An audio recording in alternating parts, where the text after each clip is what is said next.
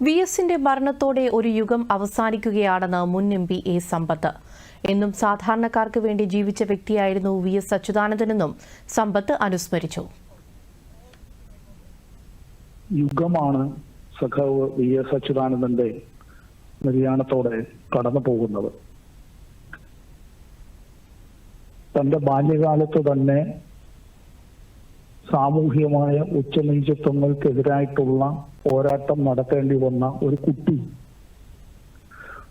ബാല്യത്തിൽ അമ്മയെ നഷ്ടപ്പെട്ട ഒരു ബാലൻ, തന്റെ സ്കൂൾ വിദ്യാഭ്യാസ കാലത്ത് ഒരുപാട് പീഡനങ്ങൾ അനുഭവിക്കേണ്ടി വന്ന, പരിഹാസങ്ങൾ ഏറ്റുവാങ്ങേണ്ടി വന്ന ഒരു കുട്ടി, പിന്നീട് ഇന്ത്യയുടെ ദേശീയ സ്വാതന്ത്ര്യ പ്രക്ഷോഭത്തിന്റെ ഭാഗമായി മാറുകയും സജീവമായി രാഷ്ട്രീയ രംഗത്തേക്ക് കടന്നു വന്ന് ഈ ഐക്യകേരള സംസ്ഥാനത്തിന് വേണ്ടിയുള്ള പോരാട്ടത്തിന്റെ മുൻനിരയിൽ എത്തുകയും ചെയ്ത ഒരു വ്യക്തി സഖാവ് വി.എസ്. അച്യുതാനന്ദൻ ദിവാൻ ഭരണം അവസാനിപ്പിക്കണം, രാജവാഴ്ച അറബിക്കടലിൽ, തിരുവിതാം ഇന്ത്യൻ യൂണിയനിൽ ലയിക്കണം, പ്രായപൂർത്തി വോട്ടവകാശം അനുവദിക്കണം, ജനാധിപത്യപരമായ നിലയിലുള്ള തെരഞ്ഞെടുപ്പുകൾ നടത്തണം, അങ്ങനെയുള്ള മുദ്രാവാക്യങ്ങൾ, നമ്മൾ ഇന്ന് എല്ലാവരും പൗരന്മാരാണ്, പ്രജകളല്ല, അത്തരത്തിലുള്ള മുദ്രാവാക്യങ്ങളുമായി മുന്നോട്ട് വന്ന് പിന്നീട് പുന്നപ്ര വയലാർ സമരത്തിന്റെ നേതാവായി മാറി.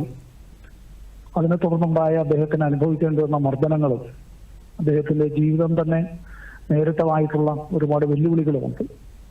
അതിനുശേഷം അവിഭക്ത കമ്മ്യൂണിസ്റ്റ് പാർട്ടിയുടെ നേതാവും ട്രേഡ് യൂണിയൻ നേതാവും കർഷക തൊഴിലാളികളുടെ നേതാവുമായി ഉയർന്നു വന്ന സഖാവ് വി.എസ്. CPIM-ന്റെ സ്ഥാപക നേതാക്കളിൽ ഒരാളായി മാറി.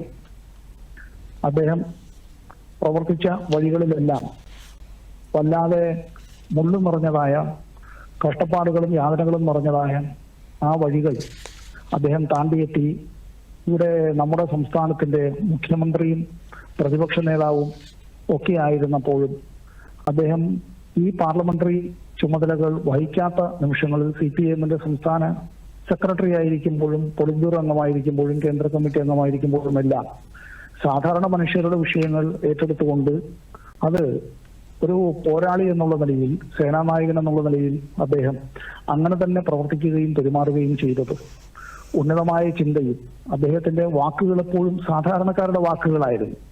ആ വാചകങ്ങൾക്ക് കേരളം കാതോർത്തുകൊണ്ടേയിരുന്നു.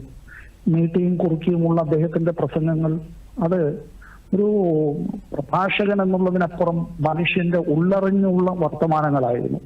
കേരളത്തിന്റെ വികസനത്തിന് വേണ്ടി അദ്ദേഹം നടത്തിയിട്ടുള്ള പരിശ്രമങ്ങൾ അത് പ്രതിപക്ഷ നേതാവ് എന്ന നിലയിലും, മുഖ്യമന്ത്രി എന്ന നിലയിലും, പാർട്ടിയുടെ സംസ്ഥാന സെക്രട്ടറി എന്നുള്ള നിലയിലും മാത്രമൊന്നുമല്ല, ഒരു പൊതുപ്രവർത്തകൻ എന്നുള്ള നിലയിൽ ഈ കേരളത്തെ ഒരുമിപ്പിച്ച് നിർത്താൻ, കേരളത്തിൻ്റെതായിട്ടുള്ള മൈത്രി, അതിന്റെ മാനവികത അത് ഉയർത്തിപ്പിടിക്കാൻ, ഇന്ത്യക്ക് മാതൃകയായ ഒരു സംസ്ഥാനമായി കേരളത്തെ വളർത്തിക്കൊണ്ടുവരുന്നതിൽ അദ്ദേഹം വഹിച്ചിട്ടുള്ള പങ്കുണ്ട്. അത് ചരിത്രത്തിൽ എക്കാലത്തും അങ്ങനെ തന്നെ രേഖപ്പെടുത്തുകയും ചെയ്യും. ഒരു ജീവിത സപര്യയാണ് ഇവിടെ അറിയിക്കപ്പെടുന്നത്. സഖാവ് വി.എസിന്റെ നിര്യാണത്തിൽ നമ്മളെല്ലാവരും ദുഃഖിക്കുകയാണ്. അനുശോചനം ഞാനും രേഖപ്പെടുത്തുകയാണ്. നമ്മുടെ സാധാരണക്കാരുടെ ഭാഷയിൽ പറഞ്ഞാൽ നമ്മുടെ കാരണവരാണ്, നമ്മുടെ ഗുരുവാണ് നമുക്ക് നഷ്ടപ്പെട്ടിരിക്കുന്നത് എന്നതാണ് സത്യം.